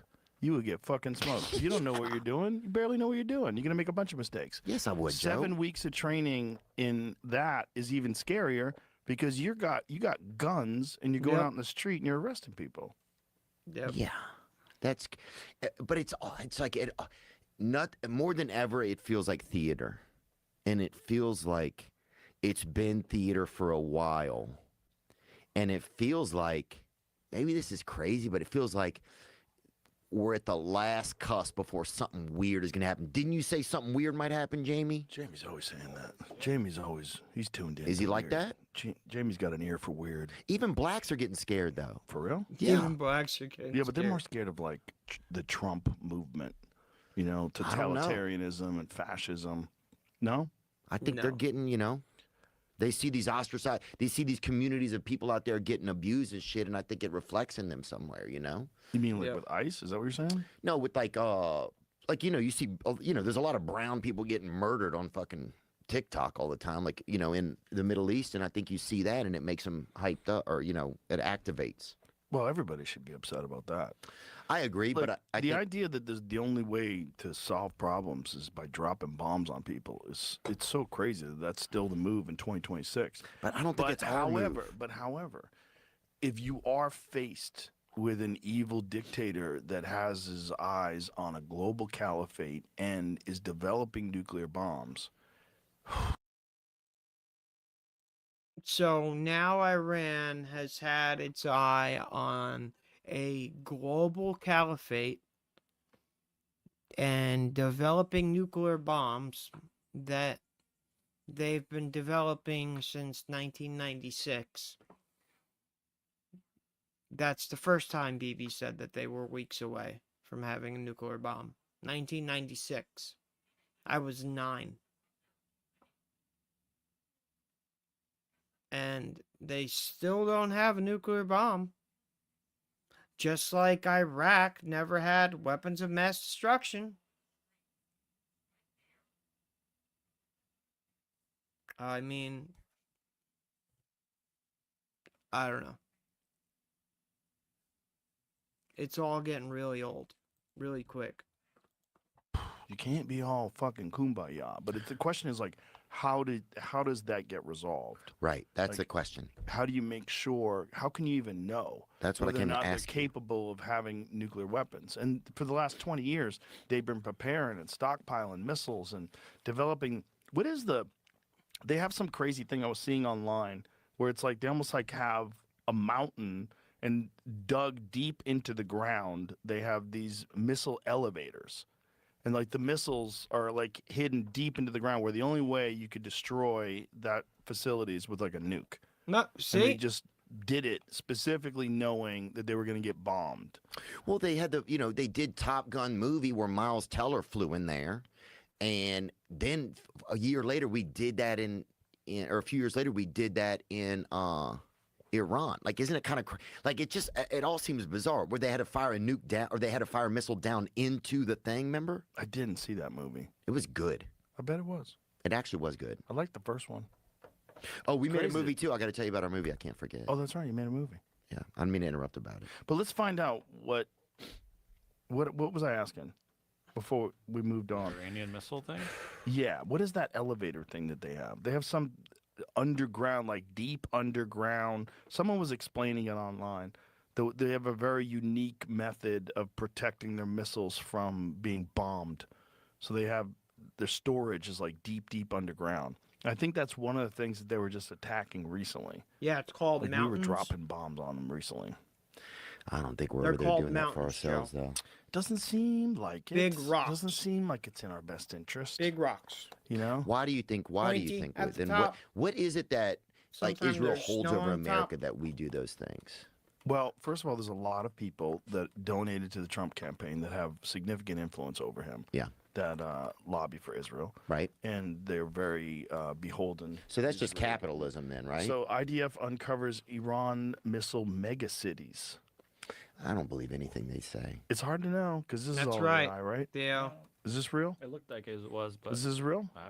honestly, This looks AI. This shit some ain't of it real. does look AI, but that video of those guys walk right there Yeah, looks real. it's so hard to know these days, man. If it's It's so hard to know. You know, this is like if I was Iran, I'd make a video like that. Look at all my bums. Look at my big cock. And look at my bums. I have a big old dick. Big old dick like a third leg and a bunch of bombs. I'm fucking sick of my dick. Really? I'll tell you what, Iran is swinging that big old dick all over the Middle East. They've destroyed 13 of our bases. They've downed 15 aircraft. They've blown up Saudi oil refineries, natural gas facilities in the UAE, the Palm Hotel in Dubai. Yeah, Iran's swinging that big old dick all over the Middle East, and it doesn't seem like we can do a fucking thing about it. Give it a break. No, Leave I've it had- alone dude. for a couple days and you'll miss it. Oh, I've had a lot of thoughts. Yeah. Go Dude, on I've a had- vacation from your dick. Bro, there's times I wanted to just mail my dick to Africa or whatever. Don't. Just feed They'll a couple. never send it back. But I'm saying to feed a couple people. I don't think it'll feed a couple. Bro, it'll, dude. I don't even think feed one. Get out of here, Might keep bro. them alive for a few hours. Bro, it would be lunch, at least lunch for two. Someone on a diet. Someone cutting weight for wrestling. Or that dude that tried to cut weight because he wasn't gay anymore. Remember I told you about that dude? He lost 40 pounds, dude. He was just fucking ribs and dick by the end of it, dude. That guy. I got to pee really bad. Can I do it real fast? Pause. Sorry. We'll be right back, ladies and gentlemen. Joe. We'll be right back. Well, that seems Imagine like a being good able to time build to anything say, just by hey, thinking about it. If Meet you're new to the channel, my name's Ricky. This is America First FTR, stands for Free the Republic. Because we are no longer a sovereign nation. Drop a like, share, comment, subscribe. Let me know what you think. Where you're commenting from. Whether you think I'm antiseptic for thinking that we shouldn't be in the war in the Middle East, fighting to expand Philadelphia's borders. I don't think that's benefiting the American people at all. There's nothing America First about any of this shit. And anybody that's telling you it is America First has another agenda. You guys can figure out what that agenda is. I don't need to say it. It's pretty obvious. But Base 44, a complete AI creation platform. Theo Vaughn, David Spade, Bus Boys, in theaters, April 17th. Did you finance this, dude? Did you fucking do this shit with your own money? Yeah. You wild motherfucker, you. Wow. We wrote it, and we did it all. There's no studio attached to it. There's nobody. Tim Dillon's in it. Tim did a good job. He's awesome. He is awesome. He really is. He's he's one of my favorites. Yeah, no doubt. He's one of a kind. Is that Nate Diaz? Bro, he was so... Is that Louis J? Whoa. No. Who's in it? Cam Patterson, Trevor Wallace. Nice, dude. What's it about? It's about two guys, and they're just regular guys, and they're not doing that good. And then they think if they can... One of them loses his girlfriend to a waiter, and they think if they can become waiters, that they can get his girlfriend back. And they have to start at Bus Boys. And then we'll get very far. So that's pretty much it. Spoiler alert. It was crazy though, dude. I mean, I think there's just like a thing about like nobody, like it's just, we made it ourselves. Like we wrote it, we did it. There's no fucking somebody saying I can't put this in it. Like some of the streamers are like, nah, it's too edgy for us or whatever. Fuck them then. You're out. You know what I'm saying? We're doing our own shit. And so... Did you sell it to a movie distributor? How did you get it into movie theaters? We just... I don't know how any of that stuff works. I don't know either. We have a guy who's handling some of the business side of it. My friend Ezra's handling some of the business side of it. He's great. And so he's been helping us out and gotten it into the theaters. Who directed it? This guy, Jonah Feingold, this guy out of New York. And great guy. And yeah, we asked our friends to help, and it was yeah, I mean, it was ridiculous. We shot it right during like the fires, when the fires were happening in the Palisades. Oh wow! So it was like you shot it in California. Yeah. Wow. I don't know why exactly, but because there was nothing shooting there. They don't shoot things there anymore. Isn't that crazy? Imagine people have been so greedy and fucking attacked. They've fucked themselves so much they can't even fucking do the one thing that they're most known for, Hollywood. They can't even Isn't fucking do it. It's so crazy. It's gross. It's not just crazy, but it's gross, though. It is gross. It's all the government. It's all government. It's all government policies, regulations, taxes, all the things that make it unprofitable to do business there. People just pulling up shop. And there's all these, there's so many guilds you have to pay. It's like, I don't see how these people, I don't see how like a day-to-day actor could survive. And they don't, and they leave. A lot of guys are fucked. I was just watching this video with this guy. I've seen him in a ton of movies. And he's like, blue-collar actors are just not doing well right now. He's like, I had to sell my house. You know, a lot of people are just going to television shows because there's no money in films anymore. He goes, I used to be able to make a living in films. And he's like, I didn't make a lot of money because he's just, you know, the guy who has a small part in the movie here, small part in the movie there. So he's getting by, and he gets to take his family to the movie, and they get to see the dad on screen. It's cool. Yeah. You know, he's paying his bills, doing well. But he's not getting wealthy. right? Like the stars get wealthy, but those dudes that you need, you know, the guy that plays the cop, the guy that plays this person, those guys are fucked. Well, I have the name of everybody that was in it, everybody that worked on it. If we have some success, I'm gonna go back and reward those people, man. And I'm excited about that. And yeah, even if it just does good, then we can make other stuff. Right. And nobody can tell us that we can't. Yeah, once you do one that's good, then more people are interested in investing. You know, you get your foot in the door. Yeah. You do a Netflix series. You can do anything you want. And it's not like Dunkirk. I don't know if I want to really get into like that much acting stuff, but it was just like, you know, I grew up watching David Spade. We got to do it together, and we just went through all of these hurdles, and then like. The fact that we got it done. Dude, I thought it was all emails till the first day I showed up on set, and I was like, no fucking way. We were serious? People were serious about this? Oh, that's crazy. You did it. But, yeah, I think so. Yeah, something like that. I think there's something like that. And if people can buy a ticket early to it, I don't want to sound I'm not desperate about it. If it does, fine, that's cool. And if it doesn't, that's okay, too. I feel happy that we got to do it. If it's funny, it'll do great because there's not a lot of that these days. There's not a lot of really funny movies. Yeah. And I know it's going to be funny. There's some parts that are really, really funny. I'm sure. It's not like Dunkirk or anything like that. It's not like Midsummer or whatever. What are those things that you just said? Those are just other movies. But I don't want people going there thinking it's like trying to think of Bridges of Madison County. Yeah, it's nothing like that. It's a comedy. It's a Nobody's comedy gonna movie. think it's that. Okay. No, it's you and David Spade. Who the fuck is gonna think it's Clint Eastwood and Meryl Streep? Yeah. What's wrong with you? I don't know what people think. I don't know what people think or how they think.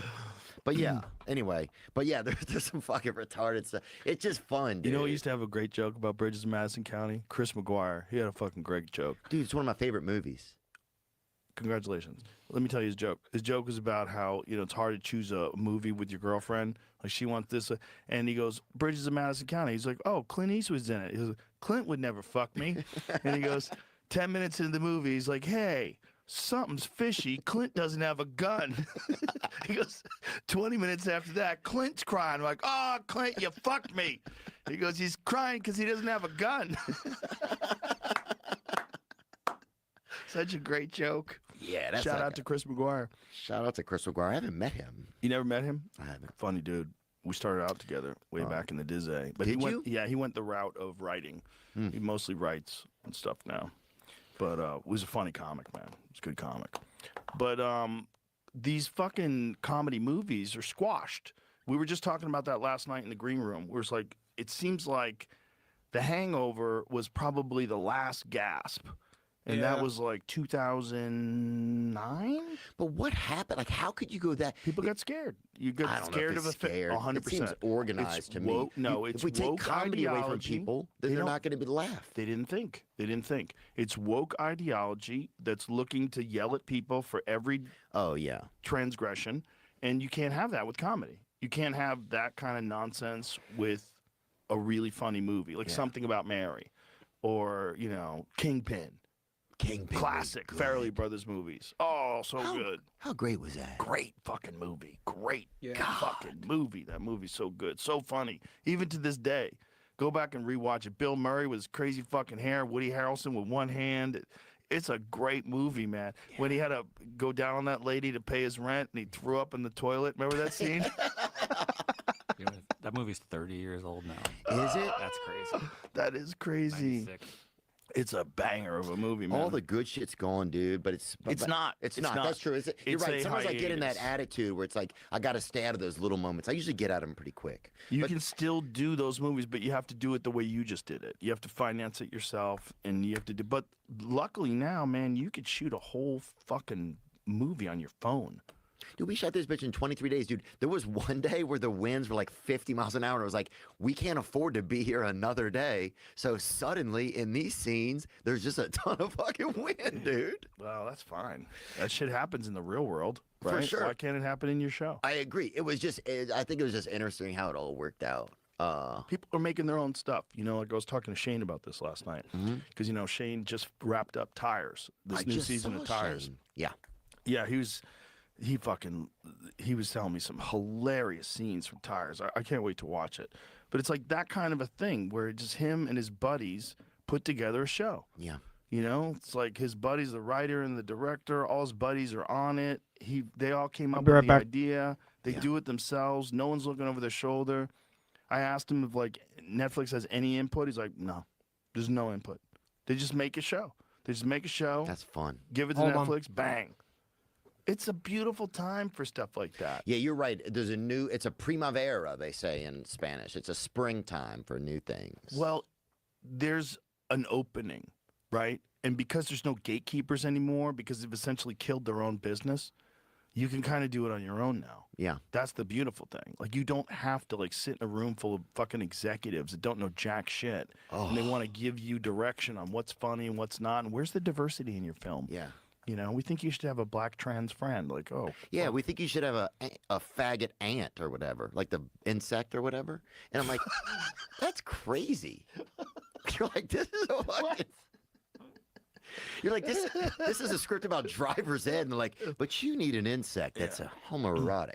It's just people got stupid. They got stupid with their virtue signaling in films. And you can't do that with art. You can't have... Did you see what the Academy Award's doing? Like, in order to qualify to be nominated for an Academy Award now? Well, for the podcast thing, I know they said we had to pay a fee or something. I remember you talked about that. That's a different. That's the Golden Globes. Okay, sorry. Yeah, that's a different thing. Yeah, you didn't pay for that either, did you? No. Did they ask you to? Yeah. Fuck yeah, dog. Give me some. Yeah. Fuck off. I said, so what? Yeah. And I was like, if Joe Rogan, if you don't even have him in it, then what are you even making a thing? That was also a reason why I didn't want to be in it. Like, I don't want to legitimize this. You guys have fucked up every other form of entertainment, and now you're going to judge podcasting. Yeah, get fucked. And what did you pick? Look, I'm not saying there's anything wrong with Amy Poehler's show. I haven't watched it. People love it. That's great. But she's like a famous lady who just started doing podcasting 6 months ago. And Right. she's got the #1 podcast. Like, have you guys ever listened to Radiolab? You know, you ever listen to, like, there's some banging fucking podcasts out there. They might not be #1, but if your whole idea is, like, pick the ones that are great, that are, like, really interesting, how stuff gets made, there's a bunch of fucking great podcasts out Smartless there. is cool. There's a bunch There's of a lot of great good stuff. podcasts out there. Oh, dude, there's so many great ones, dude. Matt McCusker's fun. If you get to, yeah. how fun is he to listen He's awesome. to? He's fun. He's a good dude. Well, I'm glad he's out here. He's a special dude, man. Yeah, very smart guy, you know. Yeah. It's there's a lot of great podcasts out there. Tim Dillon's not on that list. Fuck off. Yeah. If he's not on that list, fuck off. Get fucked, dude. Get fucked. That is the one podcast I consistently listen to. Tim Dillon. That's awesome. His episode on the Epstein Files is one of the best fucking podcasts I have ever listened to. I was like clapping in my car at red lights. Yeah. Just clapping like woo. He was on fire. And it was the perfect combination of satire, honest, real facts, complete chaos, humor, wearing those goofy glasses, ranting like a maniac. It was amazing. Yeah, man, I do feel lucky that I've gotten to meet like just you know that's what's one of the funny? Truest You know things what's I funny? think through comedy is just getting to Joe wants to give Tim Dillon all this credit for his Epstein episode when Joe interviewed Kash Patel and didn't push back on anything that Kash Patel said. Absolutely nothing. He let that dude spew the Fed slop narrative, and Joe just sat there and was like, yeah, okay, yeah, all right. Like, Joe has lost all credibility with me. Completely. All credibility. I think he's on a leash. I think the administration is pressuring him on what he can and cannot cover, what he can and cannot say. And it's disappointing because Joe is the reason that we have the podcast movement. So that's pretty fucking sad. meet some fun people, dude. We know some cool motherfuckers. We really do. We know some cool motherfuckers. We really do. And thanks, dude. Thanks for letting me come in here today, too. Come on, dog. And to spend time with you. Come on, dog. It's good. It just things feel kind of scary out there. Well, it's a little also scary. I keep telling you this because you're on your own out there. You're out there living in Nashville. I'm getting close to being here. There ain't a lot of comics out there, dog. I mean, Bargatze's out there, but he's always doing fucking stadiums on the road and shit. Yeah. Like, you need to be around... Oh, I'm getting ready. The crew. Because I have to start to practice again. I'm taping my special in 1 month. Last night in the green room, it was Shane, Ron White, Tony Hinchcliffe, Brian Simpson, Asan Ahmad, Derek Poston. We were just laughing and laughing. It's so fun. And everyone's going on stage and fucking tearing it up. It was exciting. It's like it's in the air, like something's happening here. Yes. And you see all these young guys coming in, these young women coming in, they're all fired up and they're all fucking prepared and everybody's like really trying to fucking kill it. Yeah. It's nice. Yeah, we got Christina Mariani. I'm doing a show tonight. She's on it. Funny, Dylan man. Sullivan, I think, is... Dylan Sullivan's very funny, too. So I'm excited about that. Yeah, they're both at the club all the time. It's a fun time for comedy, man. It really is. A real good time for comedy. Yeah. And it's a special time. A comedy doesn't exist in a vacuum. That's why I keep telling you. You can't What does be that out there mean? on your own. Oh, you can't do it by yourself. You don't want to by yourself, man. Like, you ever go by yourself on the road and you have, like, opening acts you don't know? Oh, yeah. I used to hate... Every now and then, I met some friends. Like, that's how I met Segura. I didn't know Segura until I worked with him on the road. So you do meet some cool motherfuckers occasionally, but it's like 1 out of 10 or 1 out of 20. Yeah. So you do all these gigs and you're lonely. You're just like on the road and you go into libraries and shit or bookstores and you're like trying to watch something on TV and going to the gym, but you feel completely disconnected to people until you get on stage. It's not as fun. Yeah. It's like you want to be around a bunch of other comics that are your friends, and also you want to hear their sets. You want to watch them crush. You want to go on stage already laughing.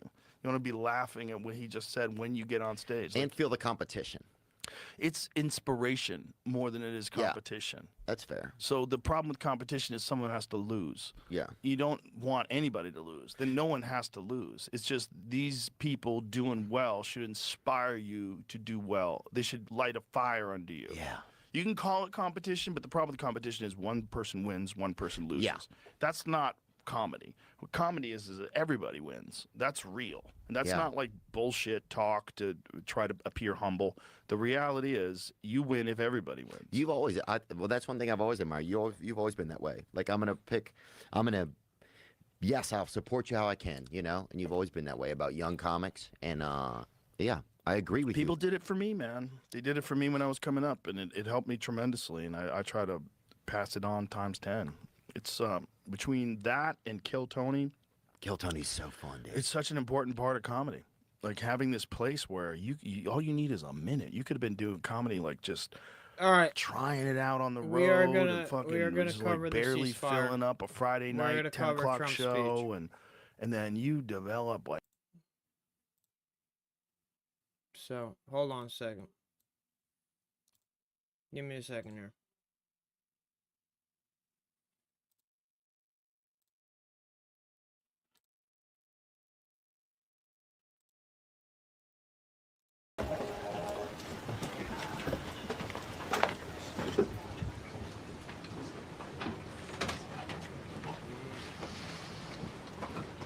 It's a great honor to be with you, and happy Easter. We had a great Easter. This is one of our better Easters, I think, in a lot of different ways. I can say militarily, it's been one of the best. Why is it... So, good afternoon. We have quite a bit to discuss. We'll go into pretty good detail. And we have the people that are most involved. We'll give you exactitude. And we're here today to celebrate the success of one of the largest, most complex, most harrowing combat searches. I guess you would call it a search and rescue mission ever attempted by the military. Generally, when planes are knocked down in war, especially when you're fighting a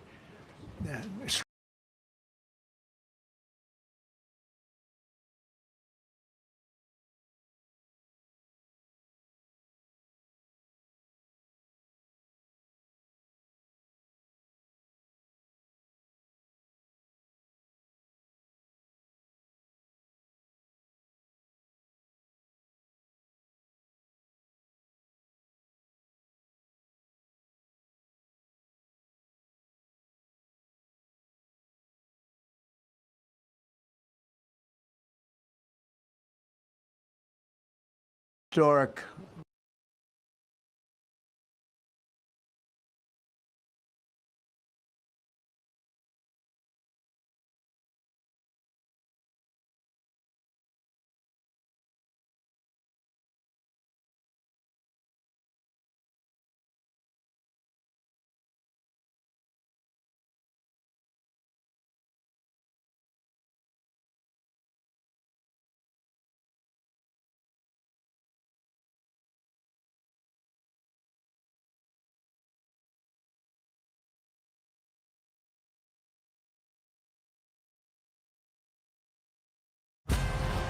Whoa, he got all of that one.